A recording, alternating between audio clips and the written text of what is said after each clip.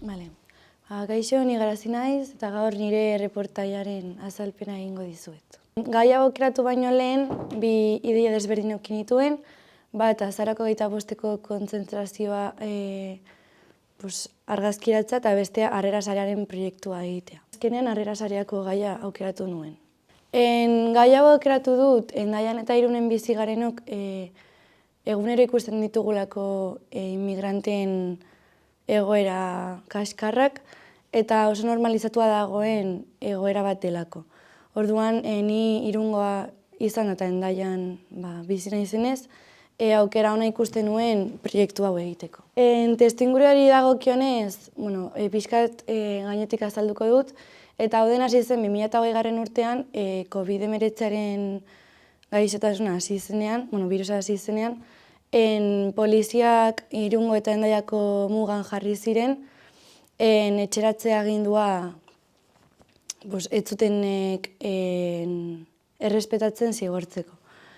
Eta aitzaki honekin inmigrante guztiak gelditzen zituzten eta paperak ez zituztenez Irunera bueltatzen zituzten Frantziara pasatzea utzi gabe.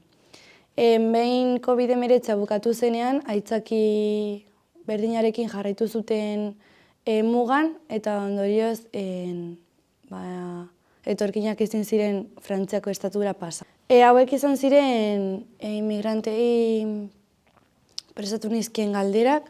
Lehenengoa da zergatik utzi duzu zure herrialdea, bigarrean nola etorri zera eta nolako izan den bidaia, ea familiarekin etorri den ala han gelditu den familia, ea saiatu den Frantziako estatura pasatzen, eta azkenik munduari zerbait esan beharko balioke, ea zer esango luken.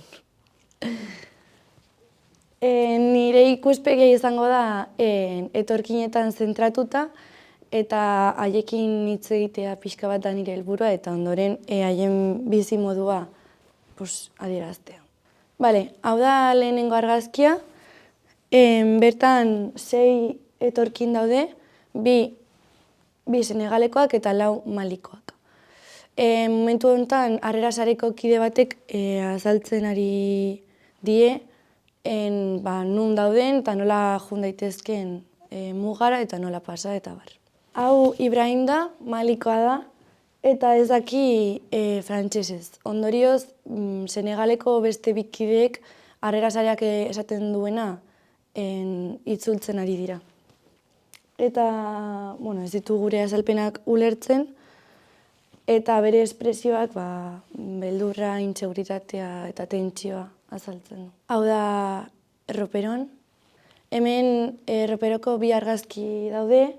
Argazkiak nahiko antzekoak dira, gela berdinekoak zirelako, baina argazki bakoitzak zerbait desberdina transmititzen du. Lehenengo argazkian helduen zapatak edo zapata eleganteak, ala jertxe lodiak ikusten dira, eta beste argazkian kartel asko daude de ropa para bebés, edo mochilas para bebés, edo eta horrelakoak. Hemen kaxa handiak ikusten dira, eta gehienak neguko arroparenak dira. Hemen mugara pasatzeko maparen marrazki bat, eta autobusen ordutegiak ikusten ditugu. Hau banatzen zaie etorkinei muga pasa aurretik. Hemen 4 etorkin ikusten dira, txano beltzak duena Jamet du izena, eta bere esperientzia kontatzen ari da. Berak 25 urte ditu, malikoa da eta Frantziara pasa nahi du bere familiarekin elkartzeko. Argazki hau Harrera Sarearen txokoan dago eta txoko hau udaletxaren aurrean dago, eta honen kontrastea garrantzitsua iruditzen zait, udaletxak ez duelako ezer egiten egoera hau gelditzeko, eta Harrera Sarea hor dagoelako. Hau da etorkin baten pultsera, eta pultsera hau banatzen diete Irungo gurutze gorrian gaua pasatzagatik. Hauek Menelik eta Zijan dute izena, anaiak dira, batek 18 urte ditu eta besteak 20, eta Frantziara pasa nahi dute haien familiarekin elkartzeko. Eta azkenik hemen ikusten da nola etorkinak autobusera juten ari diren, autobus geltokira, muga pasatzeko. Eta hemen eguerdiko 12 dira, baina ez daukate seguru ea pasako diren ala ez. Eta listo. Zuk, ze ondorio?